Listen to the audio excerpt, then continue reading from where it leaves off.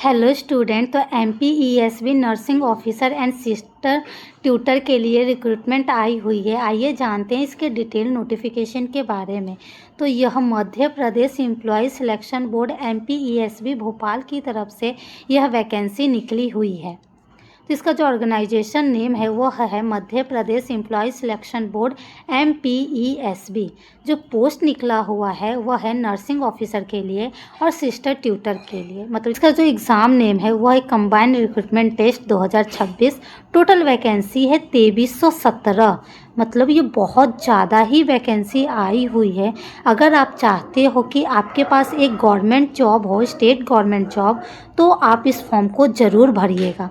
और हाँ, इसका जो जॉब लोकेशन रहने वाला है वो है मध्य प्रदेश। आपको ऑनलाइन मोड में ही फॉर्म भरना है। तो इसका जो एप्लीकेशन स्टार्टिंग डेट है फॉर्म भरने का वह है 6 अप्रैल 2026। मतलब कि 6 तारीख से आप फॉर्म भरना स्टार्ट करोगे। जो इसकी लास्ट डेट रहने वाली है वह है 20 अप्रैल 2026। मतलब कि सिर्फ आपके पास 14 दिन ही है इस फॉर्म भरने के लिए। तो आप जल्द से जल्द फॉर्म भर लीजिए, क्योंकि लास्ट मिनट पे सर्वर क्रैश होने लगता है। और अगर आपके फॉर्म में कुछ करेक्शन हो जाता है तो उसके लिए लास्ट डेट रहने वाली है 25 अप्रैल 2026। आपका एग्ज़ाम डेट है 15 मई 2026। मतलब कि आपके पास 1 डेढ़ महीना ही है इसकी प्रिपरेशन के लिए। तो आप अच्छे से जी जान एक करके बहुत ज़्यादा हार्ड वर्क करके आप इस जॉब को पा सकते हो, क्योंकि इसका एग्ज़ाम बहुत इजी आता है। अगर आप चाहते हो कि आपके पास इजीली कोई स्टेट गवर्नमेंट जॉब मिल जाए तो इस फॉर्म को ज़रूर भरिएगा। इसका जो एप्लीकेशन फ़ी है वो है अनरिजर्व जनरल कैटेगरी के लिए 500 रुपया। वहीं अगर आप SC, ST, OBC या EWS हो या फिर PWD से हो और आपके पास मध्य प्रदेश का डोमासाइल है तो इसके लिए आपका फीस रहने वाला है 250। वहीं अगर आपका एज लिमिट देखा जाए तो 1 जनवरी 2026 तक काउंट किया जाएगा। अगर आपका एज मिनिमम 18 साल है और मैक्सिमम 40 साल तक हो आप, तो आप इस फॉर्म के लिए एलिजिबल हो। वहीं अगर आप रिजर्व कैटेगरी से आते हो और आप मध्य प्रदेश के कैंडिडेट्स हो तो आपको 45 साल तक का भी एज रिलैक्सेशन दिया जाएगा। तो आइए जानते हैं इसके एजुकेशनल क्वालिफ़िकेशन के बारे में।